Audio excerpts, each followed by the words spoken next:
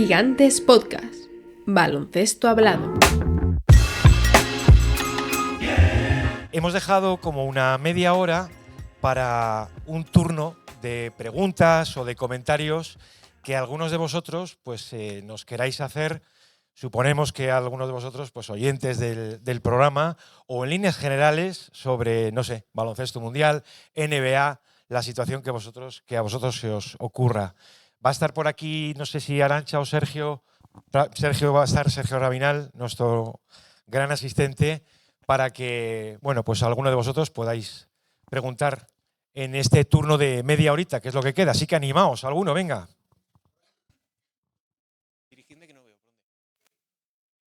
A ver, que sean fáciles, ¿eh? No sabemos quién va a ganar la NBA, ni la ACB este año.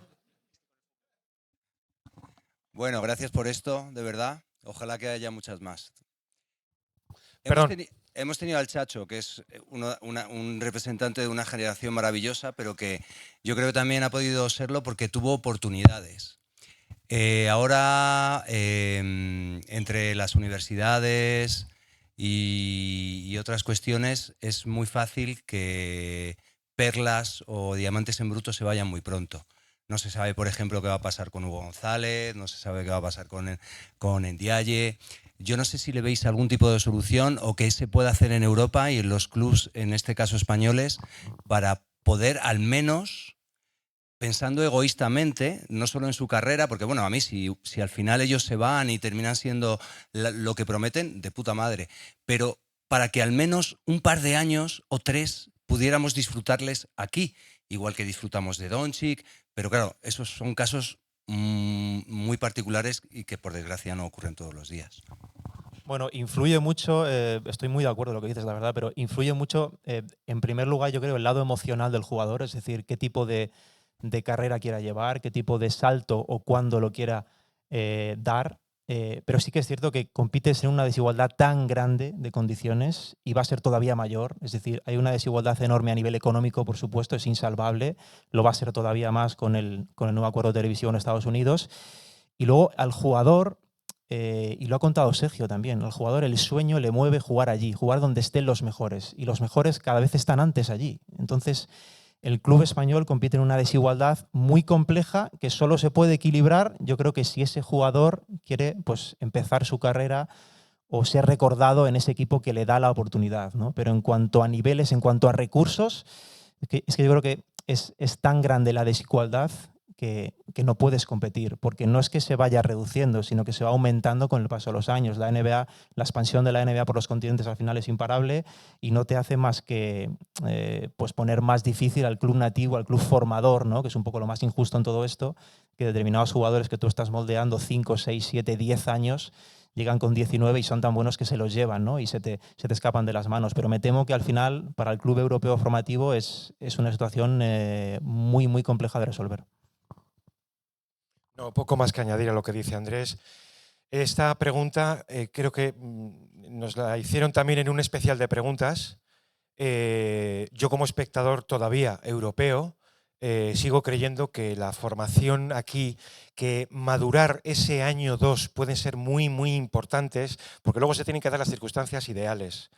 Un ejemplo que todavía no tenemos claro es el de Buchelis en los Bulls, ¿no?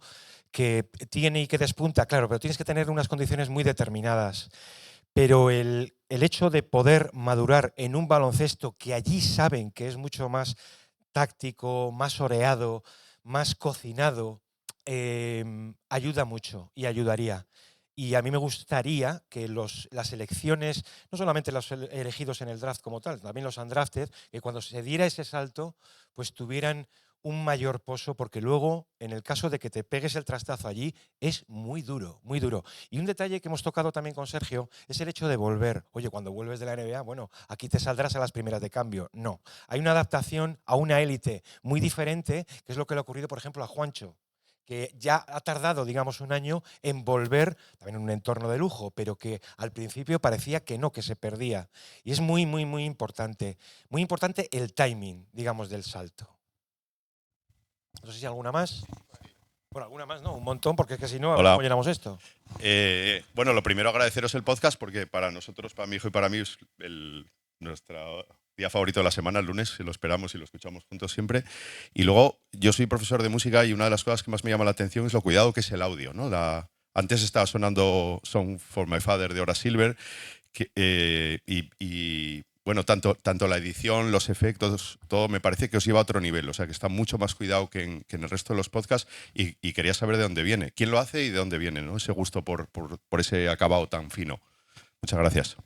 No, hombre, gracias a ti y a vosotros primero por ser oyentes y luego por fijarse también en estos detalles, que son una currada como cualquier edición o postproducción de un producto, ¿vale? Esto no lo hemos dicho, yo diría que nunca, pero voy a aprovechar el momento. Os puedo asegurar que para Andrés y para mí sería muy fácil, pero muy sencillo, porque a fin de cuentas nos dedicamos a esto. Vivimos por la noche, nos tragamos todo como debe ser visto.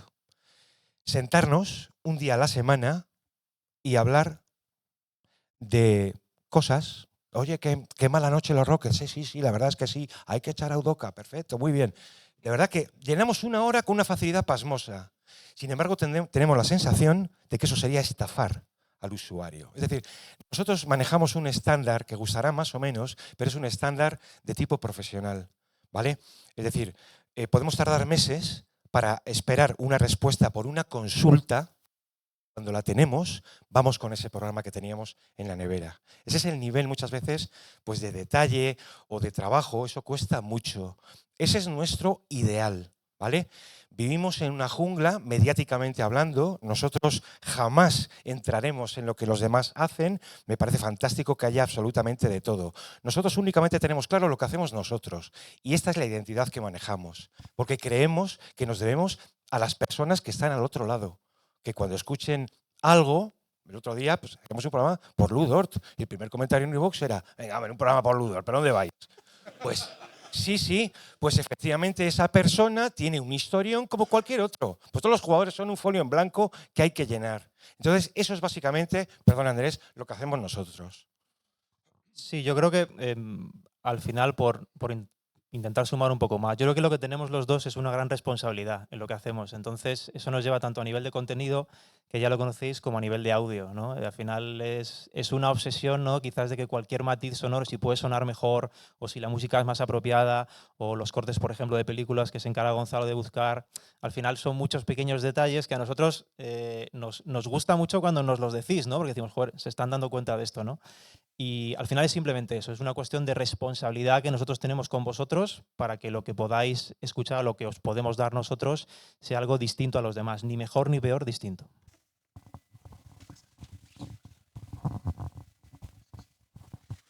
Sí, Andrés, Gonzalo, muchísimas gracias también por el podcast. Yo quería preguntaros por un tema que igual es un poco más de nicho. Yo soy muy friki, ¿vale? Del tema de las zapatillas de baloncesto. Y sabemos también que hay muchos jugadores que son verdaderos maniáticos sobre este tema. Entonces, no sé si tenéis alguna anécdota, algún dato, incluso no sé si daría para un reverso propio, este tema con los jugadores, tanto la firma de contratos como las minucias del día a día, ¿no? De tema de usar unas zapatillas o otras, supersticiones, en fin, un montón de cosas que no sé si vosotros tenéis algo, como siempre, que enseñarnos. Bueno, en cuanto a supersticiones hay unas cuantas, la verdad. A mí la que más me gusta son los jugadores que se cambian las zapatillas al descanso porque sienten que una primera parte funciona mejor con unas y una segunda mejor con otras. El tema de los contratos es muy interesante, sobre todo en los jóvenes, ¿no? Porque recuerdo que se crea un punto de inflexión cuando LeBron firma el primer acuerdo de patrocinios, que es un acuerdo gigantesco con la marca Nike. Zion firma otro contrato muy grande. Pero a mí me interesa mucho también en ese sentido, que sí que es muy de nicho. Pero, por ejemplo, cuando sale la Melo Ball y crean esa especie de firma propia y tiene ese acuerdo, pues me resulta bastante interesante que ese tipo de jugadores que quizás no pertenecen al máximo escalón, digamos, jugadores generacionales, sean capaces de conseguir ese tipo de acuerdos, ¿no? Pero en cuanto a particularidades, ya te digo que a mí los jugadores que se cambian tienen unas zapatillas una parte, otras, es lo que más me seduce ahí. Y luego, por supuesto, pues los jugadores ya los auténticos locos, no sé si es el caso tuyo, ¿no? Pero pues ejemplos como PJ Tucker, ¿no? Que son auténticos locos del coleccionismo o que tienen pues en sus casas auténticas barbaridades en cuanto a modelos, en cuanto a zapatillas, en cuanto a exclusividad de modelos. Bueno, Andrés y yo creemos ser de nicho hasta que nos encontramos con los especialistas de las zapatillas. Entonces nos damos cuenta de que, Nanay, de verdad, es un... Vamos, estoy convencido de que nosotros, en caso de tocarlo, vamos, daría para serial, pero llevaríamos a un especialista. Hay unos cuantos aquí en España que son auténticos, sí, frikis, felizmente, de las zapatillas. Hay mucha historia del mundo de las zapatillas, pero preferiríamos llevar a un especialista que nos hablará. Hay una película que es Air, puede ser, que está muy bien en ese sentido, sobre bueno, Air cuenta cómo se lleva Nike a Jordan, siendo mucho menos poderosa que, en fin, que Adidas, por ejemplo, etcétera, ¿no? Y que creo que está muy bien. Esa parte, digamos, histórica del mundo zapatillas sí me interesa. Ya la parte del diseño, la evolución, no sé, ya digo, que luego hay mucha intrahistoria, vamos, lo que hacía Shaq con con algún jovencito en el vestuario, con las zapatillas de esos chavales. Y ya está. Sí, no descartamos hacer algún programa, pero para que os hagáis una idea de lo que ha cambiado el mundo, hasta bien entrados los años 50, los jugadores de la NBA se tenían que comprar sus propias zapatillas. Para que veáis, ¿eh? Venga, ¿alguna más? Hola, buenas tardes. Enhorabuena por el podcast en general y por este en particular que, bueno, ha sido una maravilla. Gracias por vuestras aportaciones. Felicidades también a Gigantes por 40 años, porque si muchos pues seguimos siendo amantes del baloncesto, en parte es por esta revista que es extraordinaria. Yo simplemente un toque de actualidad. Vengo flasheado por el 7º partido entre Rockets y Warriors. Yo creo que parece que como que este equipo de los Warriors, obviamente es una dinastía y es un referente, pero lo que he visto hoy es que te deja que a nivel del valor de los títulos incluso. Hoy han jugado un partido para enseñar en las escuelas. No sé cómo, después de haber superado a estos Rockets físicos, veis la siguiente tanda contra Minnesota. Muchas gracias. No, hombre, gracias a ti. Yo simplemente, vamos, muy breve por mi parte, a los Warriors nunca hay que darlos por muertos y hubiese sido muy complicado si anoche caen, ¿vale? Porque se supone que Jimmy Butler viene para cubrir esa necesidad que verdaderamente no podían dar más de sí. Pero es curioso cómo es la NBA. De verdad, ¿eh? A mí cuando me ha venido... Vamos, yo, gente que quiero lejos de mí son los que apuestan y entonces me venían con la tontería, oye, esta noche ¿quién gana? Digo, no. Pues que además no me preguntes, apuesta lo que quieras, que la NBA es lo peor y en regular ya ni te cuento. Pero la sensación que dejan en el quinto que incomparecen, en el sexto que no podían, que iban agotados, y lo que vemos de los Warriors anoche, pues es básicamente eso. Y hubiese sido un poco triste también ver a ese mito, que parece un gorrión, o Stephen Curry, verlo fuera tan pronto. De la siguiente ronda, seguramente Andrés te pueda indicar algo más. Qué poco se moja, tío, ¿eh? Es tremendo. A mí siempre me gusta en estos casos destacar algo que, pues, al final, como estamos centrados en el día a día, ¿no? Y todo esto, pues, se nos olvida. Pero yo siempre intento destacarlo en casi todos los programas. Además, soy un poco pesado en eso, que no somos conscientes de la historia mientras sucede la historia, ¿no? Y al final solo eres consciente cuando ya se va, cuando ya ha pasado y cuando ya es tarde. Y por eso siempre lo digo concretamente por Stephen Curry. Creo que no somos conscientes todavía del valor de la dimensión real que va a tener este jugador dentro de 20, 30, 40 años cuando ya no esté. Así que somos muy afortunados por poder disfrutarle mientras, ¿no? Y creo que va un poco por ahí la capacidad de supervivencia de un equipo, por supuesto con Draymond, por supuesto con Kerr, con Jimmy Butler, que está muy agarrado a eso, ¿no? Porque ya no están compitiendo por ganar el anillo, están compitiendo por algo más, ¿no? Están compitiendo por ir un poquito más allá en la historia dentro de 30 años que les recuerden de un modo diferente, ¿no? Esta gente fue capaz de ganar otros 2 anillos más, ¿no? O fue capaz de hacer otro paso más en lo imposible. Creo que está muy vinculado a esto lo que están intentando hacer y creo que lo de Jimmy Butler pues es simplemente perfecto para ellos porque es ese mismo tipo de depredador que quiere ser recordado, es decir, que no quiere ganar por ganar, sino quiere ganar por ser recordado. Así que mi consejo en estos casos con los Warriors, caigan en siguiente ronda o no, es que podamos disfrutar sobre todo al hombre que ha cambiado el juego en Golden State, que es Stephen Curry. Hola, yo quería preguntaros al aficionado Gonzalo y al aficionado Andrés, ¿qué les parece gente como Harden o Westbrook, que son absolutas leyendas, historia de la NBA, pero que tienen una cantidad de ego o son directamente insoportables para cambiar de equipo cada 2 por 3 y que no hay forma de que ganen o hacer jugar mejor al equipo. Bueno, como para llevarte la contraria, entonces, ¿no? Quiero decir que... A ver, mira, cuando empezaron los playoffs, hicimos un programa titulado El Jardín de las Narrativas, y por ahí van los tiros, ¿vale? Las narrativas son muy cabronas. Yo creo que las redes sociales se crearon básicamente para eso, para quemar gente. Y creo que son casos muy diferentes. Andrés y yo, en ese sentido, somos... no nos gusta quemar a nadie. A veces, en fin, pecamos de buenistas, porque podemos defender a Harden y el temporadón que ha hecho, de verdad, el temporadón que ha hecho. A Harden solamente le queda ya el point guard, el base delicatessen que es, cuando físicamente ya no puedes mucho más, pues es un jugador que mide muy bien los tiempos. El otro día, jugando como juega, pues en fin, crea, es el principal creador de juego que tienen. Cuando a él lo abortan, lo demás se viene abajo. Es decir, que a estas alturas, y el año que viene también, seguirá siendo muy importante. Pero claro, cuando tú defiendes a ese jugador, a Harden, y le ves la huelga que se monta en el séptimo, se te queda cara de tonto. Porque al final dices, ostras, ¿por qué no? Por lo menos intentarlo. Me da igual tu 3 de 19. Me da igual, pero inténtalo. Veis que habéis colapsado. Ojo, que tenía mucha culpa Lu, durante el parcial, que no detuvo aquello, no veías ajustes, etcétera, ¿vale? Entonces, sí te puedes quedar ahí diciendo, ostras, macho, la narrativa que te viene encargando durante tantos años, al final tú te encargas de repetirla. Eso es muy jodido.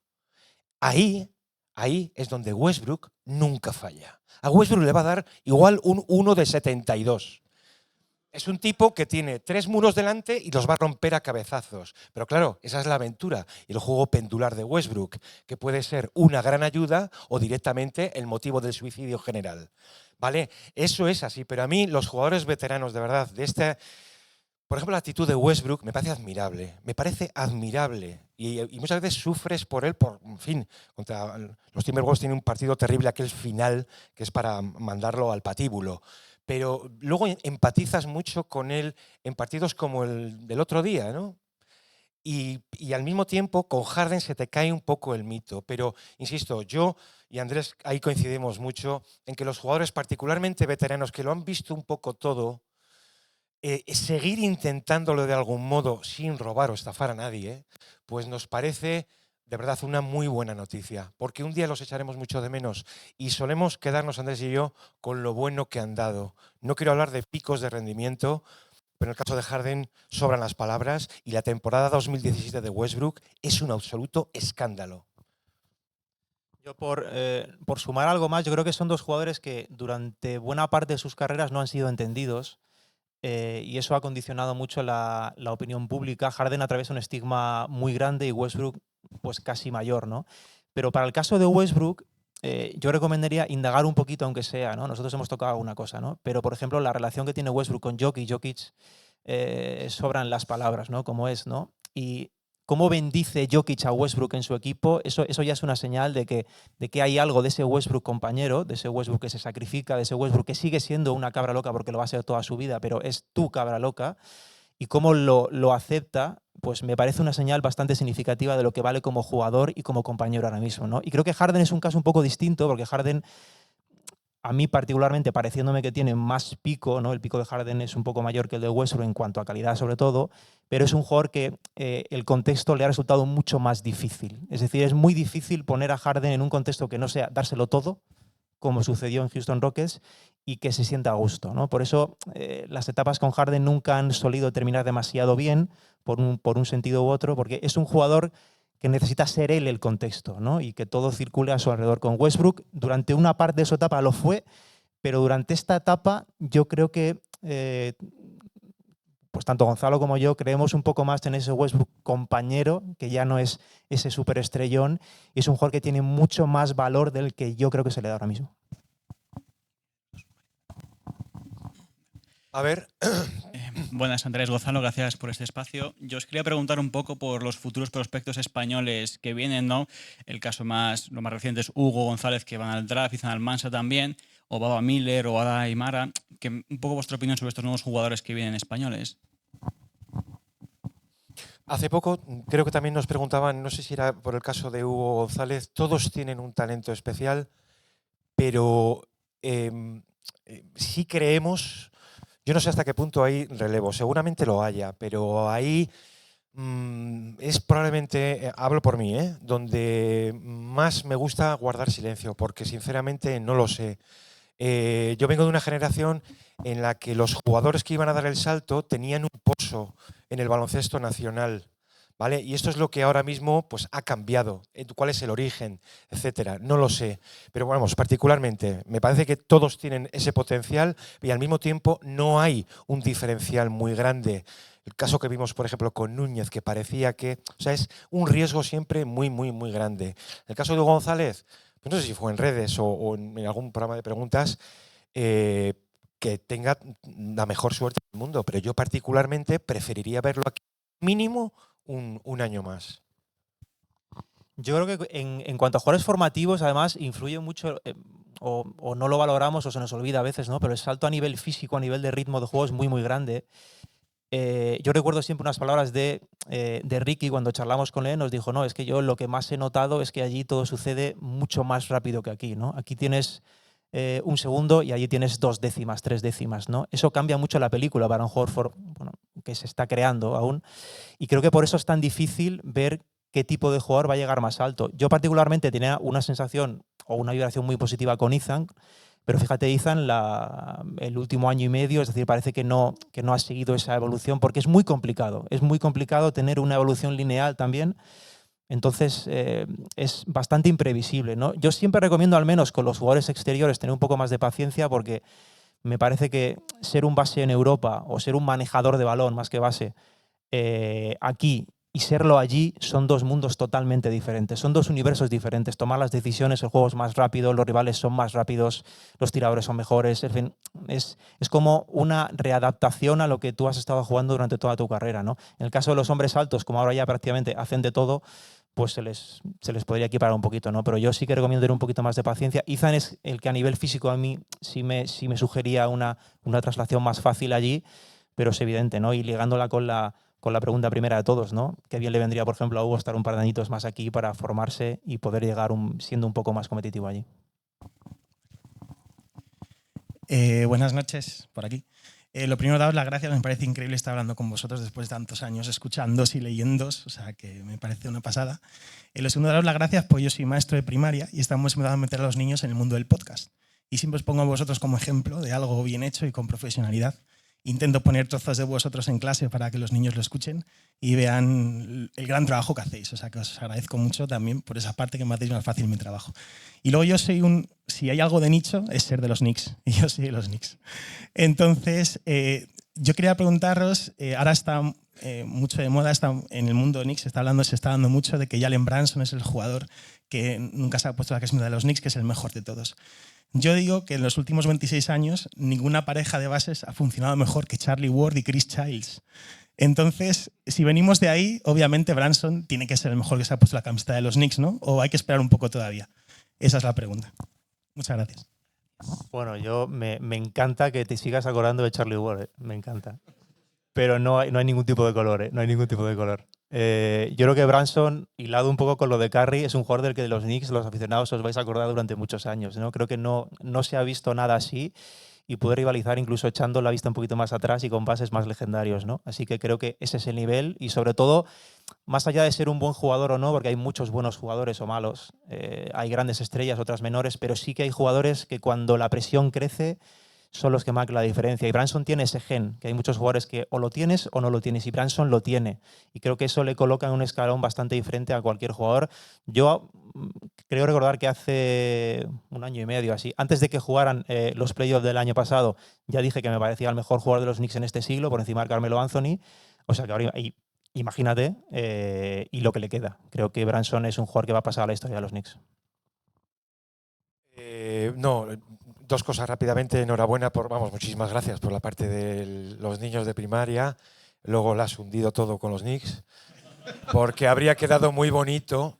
Es que yo creo que a los Knicks nos ha hecho bastante daño en la primera eliminatoria contra los Pistons nos hace los temores que algunos de nosotros teníamos que estaban ocurriendo esta temporada un poco bajo la alfombra, salen un poco todos, verás ahora contra los Celtics, que lo mismo no, lo mismo de repente vemos al equipo estallar. El otro día, en el jugadón final que se marca, bueno, hay mucho aficionado que quiere cargarse a Tibbs ya. A Tibbs le está haciendo daño un poco todo esto. Tibbs es un gran corrector de techo bajo, le falta cintura en algunas cosas. Y cuando mete el canasto Brunson, me escribe uno y dice, joder, esa es la jugada que diseña Tibbs y tal. Digo, no, esa es la única jugada que no tiene que diseñar. Que dar unos segundos y darle el balón a Brunson. A mí me ha gustado el equipo cuando el equipo se desbrunsoniza. Vamos a empezar por ahí, porque lo que ocurre con Brunson es un fenómeno que Andrés y yo hemos tocado alguna vez en el programa llamado heliocentrismo. Es decir, los Mavericks de Luka, es decir, los Rockets de Harden y en ocasiones los Knicks de Jalen Brunson. Entonces, a mí me llega a cargar en ocasiones tener que depender tanto de un jugador de un uso tan excesivo. A mí los mejores minutos de los Knicks son cuando ves un baloncesto coral, que Brunson tienes como apoyo, como rebate, incluso como motor. Ahí me cuesta mucho más. ¿Que es el mejor jugador de este siglo? Desde luego, ya lo ha demostrado. Tampoco era muy difícil, ¿eh? Quitando a Carmelo y algún detalle más que te tienes que tirar pues al final de una etapa, la etapa Van Gundy, etc. Ya estaba Brunson, el año 99, padre de corto, chupando banquillo, y Thibodeau, pues por culeando también en la pizarra. Pero no tengo, de verdad, ni idea. Poniéndome un poco pesimista, creo que este año se ha comprado talento, precio del carácter, que era lo que tenía el equipo el año pasado, y eso pues puede salirte en ocasiones caro. Ojalá, de verdad, se marquen un pedazo serión ante los Celtics que eliminen muchas dudas, pero el equipo ha estado rodando sin segunda unidad todo el año. Hay que reformular un poco el asunto. Gracias. Bueno, quedan 7 o 8 minutos. Hola, Andrés y Gonzalo. Muchas gracias por esto, la que habéis liado. Os lo agradezco de verdad, ya sabéis. Un tren, vengo, os veo y mañana al trabajo. Eso sois vosotros. Espera, ¿tú eres Jorge? Sí, soy. Y no va de los Knicks, ¿eh? No, ves una silueta.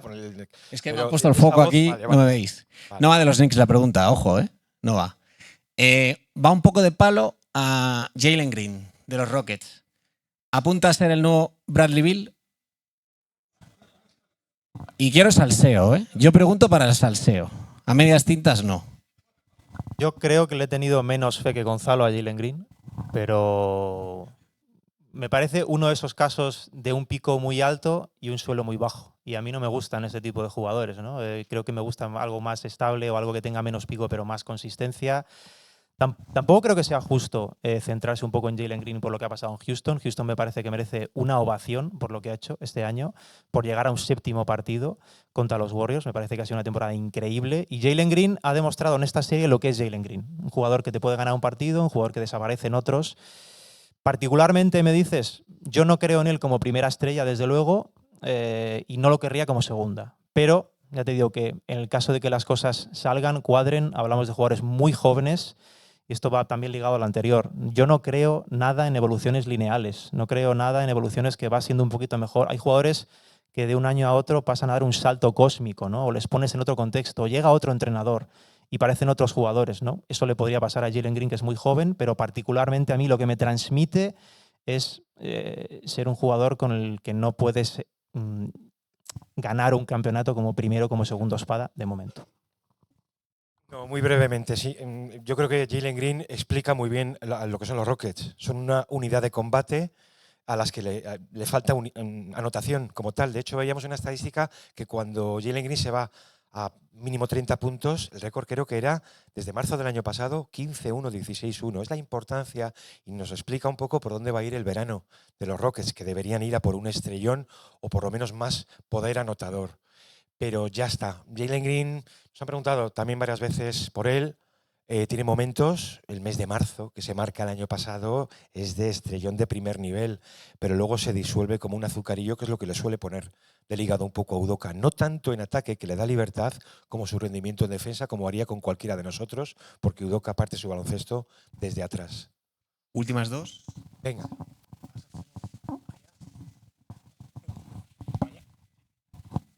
Hola, ¿qué tal? Bueno, pues nada, quería daros las gracias y la enhorabuena por vuestro pedazo de podcast. Os quería preguntar sobre el tema de NBA Europa, que ha causado bastante revuelo. Sé que hay mucha gente que sigue la Euroliga y el tener, digamos, esas dos competiciones dentro del mismo continente, pues genera, digamos, bastante dudas de cómo pueden convivir las dos. Entonces, quería preguntaros un poco pues vuestra opinión. ¿Qué os parece? Si creéis que puede ser un acierto o que puede ser a lo mejor, con perdón, una americanada que a lo mejor aquí en Europa no termine de encajar por cultura. No, a lo mejor no, gracias a ti. Mi opinión es muy mala, pésima. Sí, porque yo soy de los que cree que cada continente tiene que tener su ADN, su identidad, su baloncesto. Uno conoce muy bien la NBA, la adoro por la parte baja, pero por la parte alta, la del negocio, es un tercer Reich. Eso te lo puedo asegurar. Sé cómo funciona y es terrible. O sea, cuando te viene un directivo creyendo que los London Towers, perdóname, pueden ser de repente, no sé, ¿no? Un equipo, un club con tradición. Yo recuerdo escribir un artículo horroroso en Jotdown titulado No Grass, No Sport, porque me lo dijo un británico. Aquí si no hay césped, no hay deporte. Y es cierto. O sea, ya ves la tradición que tiene el baloncesto allí, ¿no? Yo no lo sé.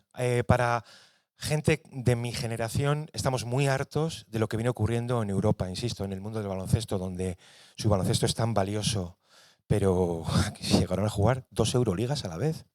Es que arranca el siglo XXI con un cisma en el baloncesto europeo, la ULE, por un lado. Es decir, estamos muy hartos algunos de ver cómo no se ponen de acuerdo, ¿vale? O sea, la Euroliga por un lado, yo no voy a defender los intereses de nadie. A mí lo que me duele es que en un momento dado aquí pueda haber 2 y hasta 3 ligas. Es un horror. Que la NBA de repente, como por arte de magia, consigue que haya una única competición auspiciada por ella. Oye, pues fenomenal. No creo que sea el caso. Pero ya está. Andrés y yo llegamos a también, oye, nos van a preguntar mucho por esto. Si lo hacemos algún día, desde luego que tiene que estar un poquito más avanzado el proyecto, porque de momento es un poco, no voy a decir humo, parece que vienen, pero habría que verlo un poquito más avanzado para tener más bases sobre las que opinar.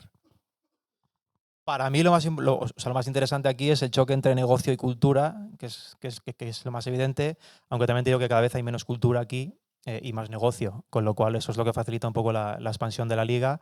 Creo que hasta que no se sepan más cosas va a ser difícil, pero es evidente que ellos igual que han hecho en África, igual que van a hacer en otros modelos, el baloncesto es más global que nunca y la NBA es la principal competición. No tenemos que olvidar nunca el detalle de que la NBA es una competición, pero sobre todo la NBA es un negocio, y ese negocio busca expansión, crecimiento, beneficios, y cuanto más pueda controlar, mejor. A partir de ahí, el choque con la cultura europea del baloncesto, ¿no? El baloncesto de Salónica, que sigue a su equipo desde los 10 años hasta los 60, pues eso, tristemente, ese romanticismo está tendiendo a morir, porque aquí el baloncesto europeo también se está convirtiendo en un negocio, ¿no? Entonces, hasta que no sepamos algo más, pues va a ser difícil, pero es prácticamente inevitable ese choque de continentes y la NBA tiene las de ganar. Hola, buenas noches. Gracias por este rato, Andrés, Gonzalo. Lo hemos pasado muy bien. Soy un gran seguidor también de vuestro podcast y, bueno, Andrés de la sección del laboratorio, que me parece que no hay un espacio para nada parecido en la comunicación en España. Y de Gonzalo, soy un gran seguidor de tus libros, de todas las firmas en la Feria del Libro hemos estado. Creo que no has dedicado más libros a un seguidor de Atlanta que a mí, porque creo que no habrá más. Y bueno, quería preguntaros, el último libro que leí tuyo, Gonzalo, fue el de Invasión o Victoria, sobre los extranjeros en la NBA, y quería preguntaros por un jugador europeo que no desembarcase en la NBA, bien en la antigüedad por las dificultades que había, por las cuestiones en Europa, el telón de acero, etcétera, o bien de la actualidad, pues porque se escapase, porque prefiriese jugar en Europa, pero bueno, jugando al baloncesto ficción, ¿qué jugador europeo os habría gustado ver que nunca estuviese en la NBA? Bueno, yo aquí tengo el recuerdo además porque me pilla una etapa adolescente y cuando somos adolescentes somos mucho más impresionables y me habría encantado ver, por lo que suponía el contraste de Jan Bodiroga, jugar allí. Porque al final era un baloncesto todavía no tan abierto como el que está sucediendo ahora, era un baloncesto mucho más robótico, más duro, más físico, cuadraba peor, por eso no se fue y porque aquí era Dios. Pero sí que creo que un jugador tan especial pues podría haber, en un contexto muy adecuado, que era lo más difícil, poder haber tenido una gran carrera allí. Ver a Dejan Bodiroga, que era un poco un jugador que lo hubieras puesto ahora y habría sido todavía mejor, pues quizás habría sido bonito. Pues aquí la verdad es que da para un serial. O para la segunda parte de Invasión o Victoria. Pero mira, falleció hace poco y se llamaba Dražen Dalipagic. Si algunos de vosotros lo recordáis, era un jugador que solamente necesitaba el balón, ni botar, nada. Tenía un acuerdo secreto, misterioso con el aro. Era uno de los mejores anotadores que ha dado Europa. Probó con los Celtics en el año 76 y alucinaron todos. Iban a alucinar también en los Nets en el año 84 con Oscar Smith Becerra. Cuando os digan alguna vez, es que en la NBA había mucho prejuicio y por eso tardaron tanto en... El problema no fue de la NBA, fue de FIBA y la llamada cláusula amateur, que era una estafa, porque se consideraba baloncesto amateur a baloncesto profesional. A Oscar Smith Becerra se negoció con los Nets su contrato. Dalipagic era un jugador que cuando Havlicek estaba ya a punto de la retirada habría sido un cañonero que habría hecho de transición con Larry Bird. Esto es básquet ficción, pero yo a Tommy Heinsohn, que en paz descanse, le cogí en el baño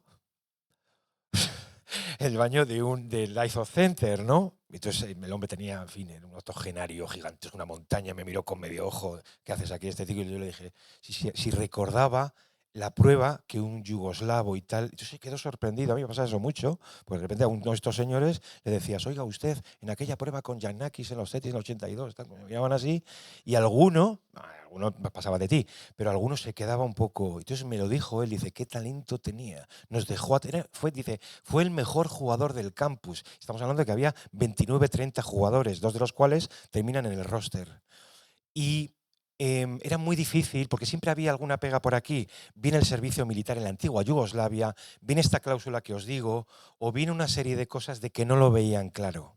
Porque jugar un único partido, que casi le pasa a Berkovic, partido de exhibición en el año 79, jugar un solo partido con los llamados profesionales, la FIBA te vetaba para la selección nacional el resto de tu vida. O sea, insisto, ¿la NBA tenía sus prejuicios? Sí, totalmente. Pero la invasión tiene lugar tarde por problemas administrativos, poco imperialistas también de la propia FIBA. Así que es un horror cada vez que miras la NBA para arriba. Es decir, la parte política de los grandes organismos son los grandes problemáticos. A mí me hubiese gustado ver a Krešimir Mirčosić, que era un jugador absolutamente moderno, que lo había petado en Brigham Young. Y le ofrecieron también, hizo una prueba también con los Celtics en el 78. Son jugadores que lo habrían petado de verdad. Y esos son los sueños más húmedos que uno pudo tener, por ejemplo, pues con Petrovic, cuando llega a estar muy, muy al fondo del banquillo, y de tantos otros. Fíjate que para uno que teníamos que lo hubiese petado del todo, que era Sabonis, va y se rompe, ¿sabes? Entonces, pues bueno. Y el caso de Bodiroga, que decía Andrés, muy bien traído siempre. Bodiroga es sangre europea, sabía muy bien dónde iba y cuál era y dónde medrar su mejor baloncesto. Pero acordaos de Jasikevicius en Indiana. Es decir, leyendas aquí podían pasarlo muy mal porque un tipo allí, bueno, fuese un capricho del GM y tu entrenador no te diera bola. Entonces, siempre es difícil, pero es un caso fascinante. Ahora tienen muy poca gracia lo de los chicos jóvenes que terminan allí, pues eso, con 20, 19, 20 años y luego nunca más se supo de ellos. Entonces, ya te digo, que el salto siempre es un proceso que lleva mucho respeto. Y por respetar la hora, pues si no os importa, pues hasta aquí hemos llegado con esta hora y media larga. De verdad, muchísimas gracias por haber venido. Ha sido un placer para Andrés y para mí. Sabéis de sobra que, en fin, tener a Sergio Rodríguez, nosotros hemos llegado a tener a otros, tuvimos a Ricky, a Pau también, pero, en fin, esta es una experiencia más en directo, es muy diferente y bueno, pues no teníamos ni idea cómo podía salir esto, iba a salir bien, pero en fin, nosotros somos como muy diferentes. Así que de verdad, gracias a Gigantes, gracias a todos vosotros por haber venido, gracias también a Mediolanum, a nuestro patrocinador, y de verdad que ha sido un placer. Muchas gracias a todos.